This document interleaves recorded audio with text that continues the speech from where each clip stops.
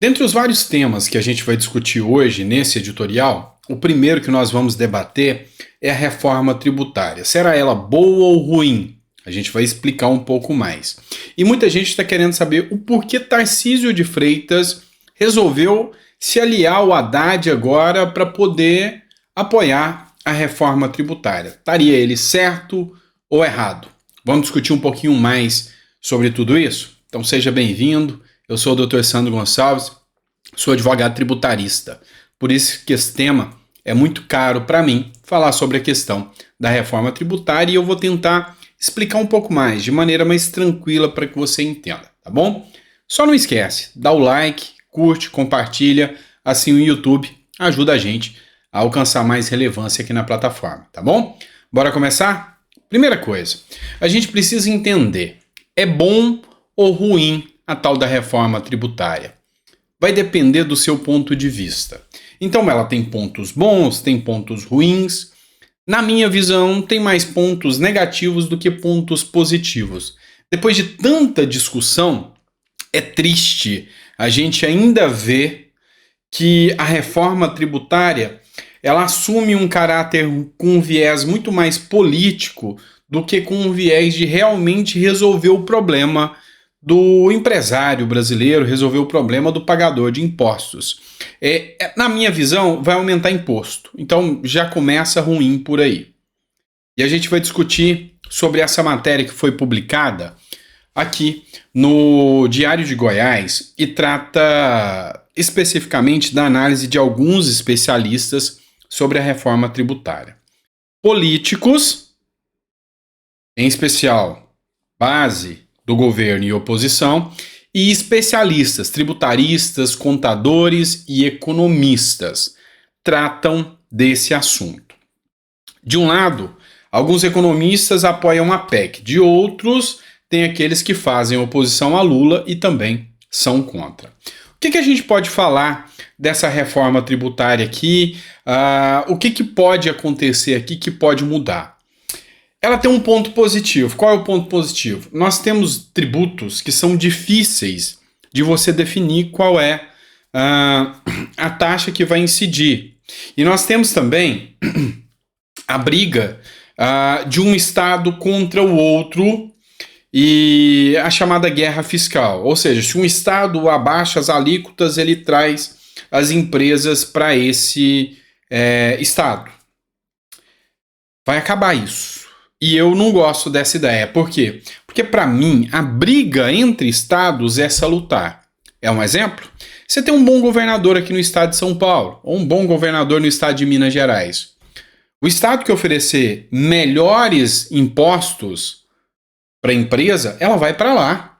E aí quem se beneficia com isso é a população, que vai ter geração de empregos, que vai ter produtos mais baratos, seja na exportação. Então, essa guerra fiscal eu não vejo como deletéria, não. Eu vejo como coisa boa. Eu gosto da competitividade. E a reforma tributária vai acabar com isso. Esse é um ponto que eu sou contrário à reforma tributária. Também a gente vai falar da herança. Se trabalha. Convenhamos que eu sou um cara que briga pela questão do mérito. Ah, mas o cara que herda, ele não tem mérito. Não, mas o cara que trabalhou para deixar para o filho tem. Se eu luto, se eu batalho, é porque eu quero deixar isso para minha família e não para o Estado. O Estado nunca esteve lá para me ajudar quando eu morava num barraco de lona.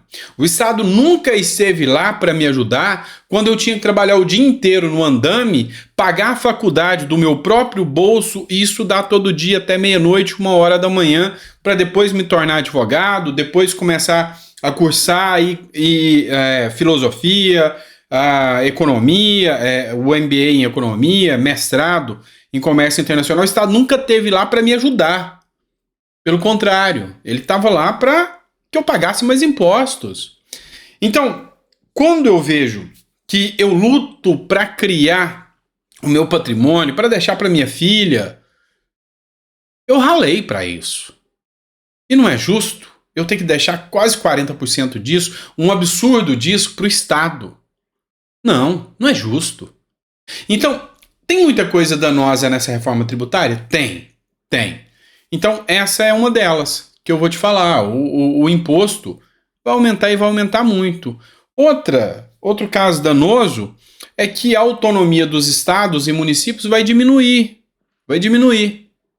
E, na minha visão, eu acredito, na minha formação econômica, mais Brasil e menos Brasília. É no município que os problemas estão.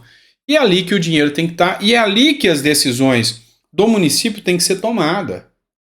É muito mais fácil você, cidadão, vir aqui e cobrar um problema, como, por exemplo, o asfalto mal feito do seu prefeito, do que cobrar do presidente da República.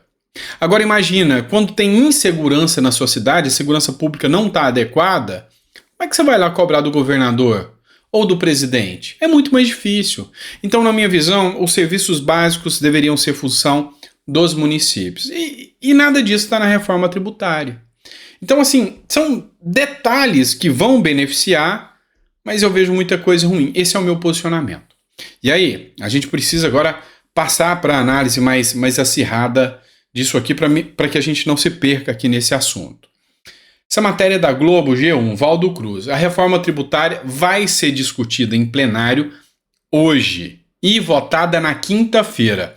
O Arthur Lira confirmou ainda hoje que, apesar da pressão, apesar dos prefeitos estarem lá pressionando, Tarcísio está lá pressionando, Lira vai colocar em votação. E ele quer a reforma tributária aprovada. Lira, inclusive, caçou briga com o Bolsonaro. Essa matéria é do Antagonista. Lira dá recado a Bolsonaro. Erra quem tenta politizar a reforma tributária. O ex-presidente defende que todos os deputados do PL votem pela rejeição do projeto na Câmara dos Deputados. Então o Lira aqui falou que é uma questão de politizar a reforma tributária e que eles não estão olhando o que é melhor para o país, enfim. Você tem que entender que quando o político define por você, a grande maioria, para eles, a definição do que é melhor para o país é o que é melhor para eles. Não é o que tira imposto das suas costas. Então deixa eu explicar para você. Se os políticos realmente estivessem pensando no Brasil, e você acredita que os políticos pensam no Brasil?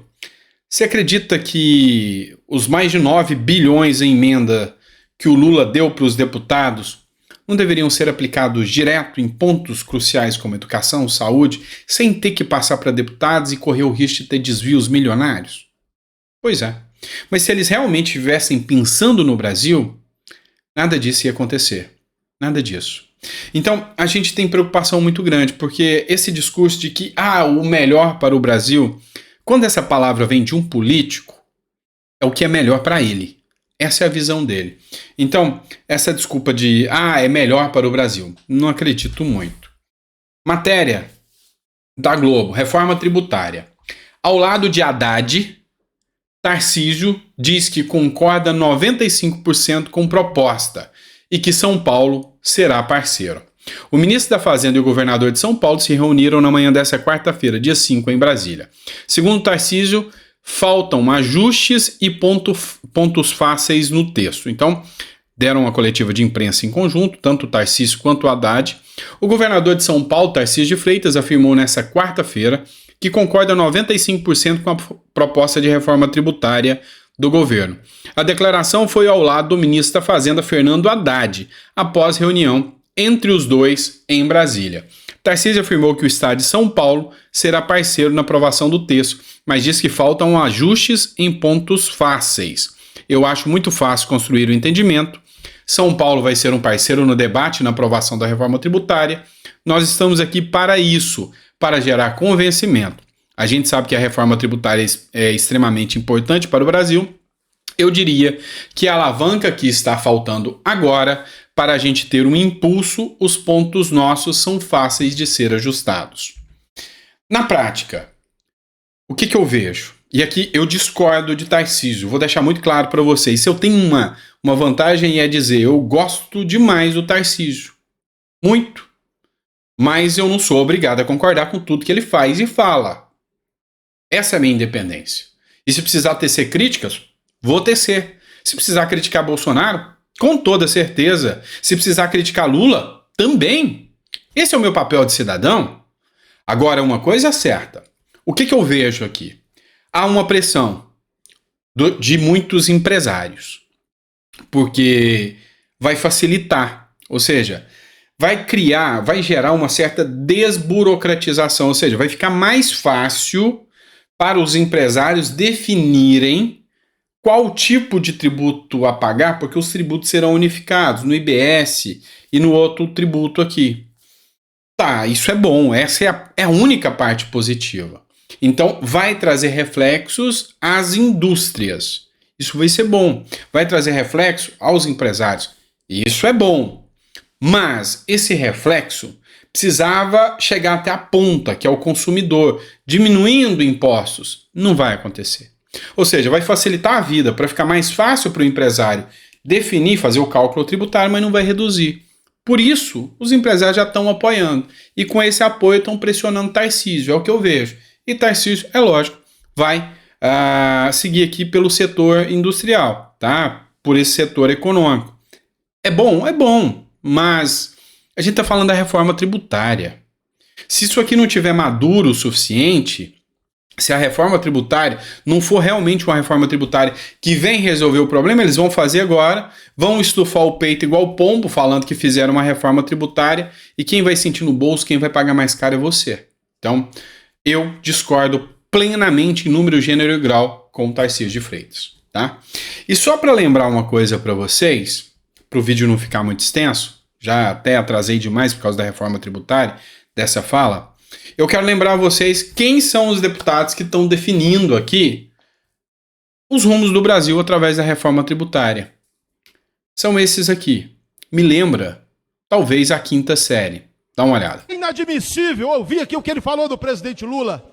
O presidente que trabalha, o presidente responsável, que criou programas e projetos, que está mudando o Brasil.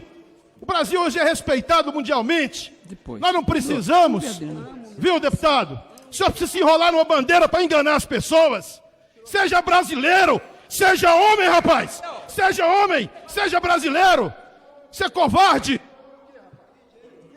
Senhores deputados, nós estamos numa sessão, inclusive agora, recebendo visitantes estrangeiros nessa casa, e nós gostaríamos que eu sei que isso é do parlamento, mas eu vou pedir aí muita tranquilidade aos senhores. Não vamos deixar aqueles que nos visitam levar essa imagem.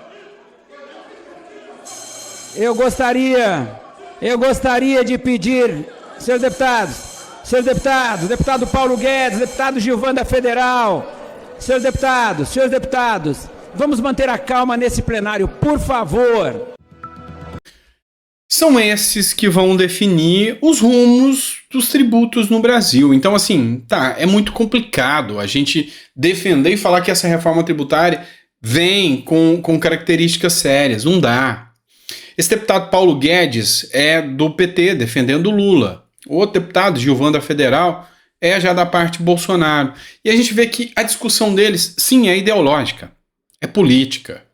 Eles não estão sentando para falar, nenhum nem outro, para sentar e falar, cara, a chance de mudar é agora. Vamos realmente fazer um texto sério? Vamos realmente fazer uma coisa que vai dar certo? Não vai acontecer, tá? Não vai acontecer. Vamos partir para outra matéria aqui, e essa aqui é requintando matéria passada para você entender um pouco mais. Essa matéria aqui foi publicada há uns 2, 3 dias atrás, se eu não me engano, que trata do seguinte: para o UOL foi feita uma pesquisa e 52% acham que o Brasil corre o risco de virar comunista. Foi o que disse a Datafolha. Por que eu estou usando essa matéria antiga? Porque eu vou confrontar essa matéria com uma matéria publicada hoje no jornal Metrópolis para vocês. Esse Instagram aqui é do Joel Pinheiro, eu sigo o Joel Pinheiro, ele se declara liberal, algumas coisas eu concordo com ele, muitas eu não concordo, e essa aqui é uma das que eu não concordo.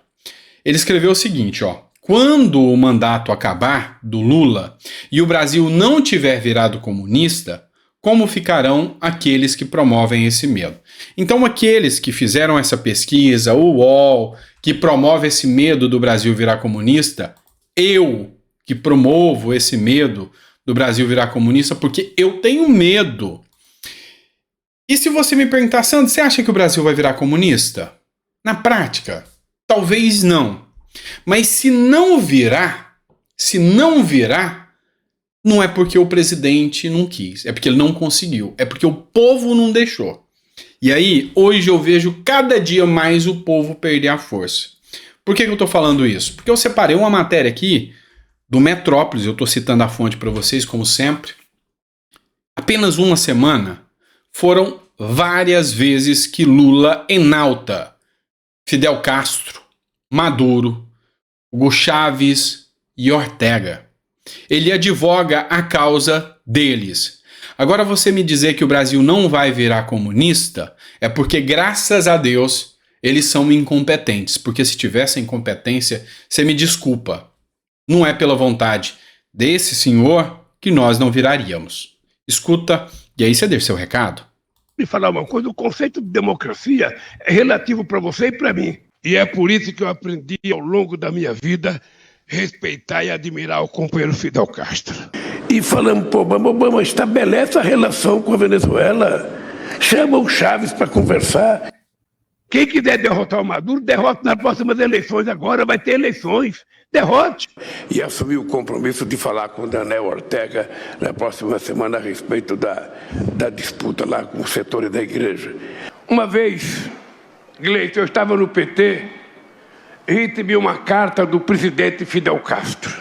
O companheiro Chávez quis participar do Fórum de São Paulo e nós não deixamos, porque na época o Chávez tinha tentado dar o golpe na Venezuela, tinha havido caracaço na Venezuela, tinha morrido 300 pessoas, o Chávez quis participar, nós não deixamos o Chávez participar. Eu gosto de democracia, porque é a democracia que me fez chegar à presidência da República pela terceira vez. Vamos lá. Você ouviu só um trecho principal. Nós não deixamos o companheiro Chávez vir porque ele tentou dar um golpe na Venezuela e ali matou umas 300 pessoas. Mas a gente não deixou porque não ia pegar bem, a narrativa não é legal. Você consegue entender que você dizer que é em virtude da vontade do presidente é faltar com a verdade?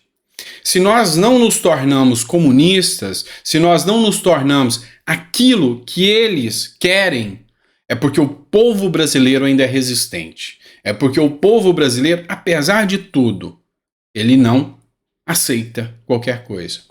E na cabeça deles, se você não aceita o comunismo que eles querem empurrar em você, na cabeça deles, se você não aceita essa ideologia que eles querem empurrar em você, você é um fascista.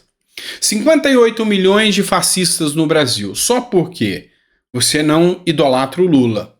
Você ainda acha que teve corrupção pra caramba no Brasil. Então você é fascista. É tão fácil banalizar isso. Então, desculpa. Não é por falta de intelecto, não é por falta de literatura e nem por falta de conhecimento. É o contrário. É o excesso. Porque as pessoas que hoje não estão idolatrando Lula é porque não foram não se tornaram militantes, não foram abocanhadas por esse sistema e conseguem pensar como um todo, pensar sozinhos, com críticas ao Tarcísio, como eu acabei de fazer, com críticas ao Bolsonaro, como eu faço várias vezes, mas com críticas ao Lula também, porque realmente esse sistema que ele defende, esse companheiro que tentou dar um golpe na Venezuela e que morreram mais de 300 pessoas naquela época, nunca vai estar no ideal de liberdade que eu defendo. É simples assim. Então, eu precisava comentar isso com vocês. Vamos encerrar, já que a gente entrou na pauta filosófica, analisando a democracia aqui, eu preciso trazer só mais um conteúdo para vocês. Esse eu acho interessante demais e a gente vai falar. Esse é um homem que eu tenho um respeito imensurável, Ivisgandra Martins, foi meu professor durante o meu mestrado em Direito, minha especialização em Direito Tributário na EBRAD, e orientador. Ouça o que ele disse aqui. Do ministro Pazianotto. Companheiro de lutas, ministro e amigo Pazanotto, há um instituto da Universidade de Gotemburgo, na Suécia, chamado VEDEM, média temperatura das democracias no mundo. E diz que o Brasil está com uma democracia relativa. E ao definir a queda do espírito democrático no Brasil, comparando as democracias, as ditaduras, as democracias plenas, as relativas e apenas as eleitorais, coloca o Brasil exclusivamente como uma democracia eleitoral. O eleitor vai, vota, mas a partir daí não comanda mais nada. Essa é a definição perfeita filosófica para você entender o Brasil. É a democracia relativa que Lula falou, uma democracia votante. Eleições não garantem democracia, uma vez que depois que a eleição aconteceu, você, brasileiro, votante, está fora do debate político. Se você se opõe ao governo, cadeia para você. Se você se opõe ao deputado, senador ou ao ministro, seja do Supremo, do TSE, que você não escolheu, cadeia. Esse é o ponto que nós precisamos levantar filosoficamente falando. Temos uma democracia plena ou uma democracia relativa votante. O povo quer o artigo 1º valendo. Todo poder emana do povo, que o exerce por meio de representantes eleitos ou diretamente. E mesmo depois da eleição, tínhamos que ter a participação. Entenda, a autonomia popular, a participação popular deveria ser garantida. O voto de Minerva, o voto para definir pautas importantes, como por exemplo essa reforma tributária que está aí, deveria ser submetido a escrutínio do povo. Mas não vão perguntar sequer o que você pensa. E se você se manifestar contra, é contra a democracia, contra as instituições, e aí, cadeia. É grave, é perigoso, e vamos sempre lutar pela democracia plena. Democracia relativa não é o suficiente, nem para mim, e eu acredito que para você também não. Grande abraço, fica com Deus e até o próximo editorial.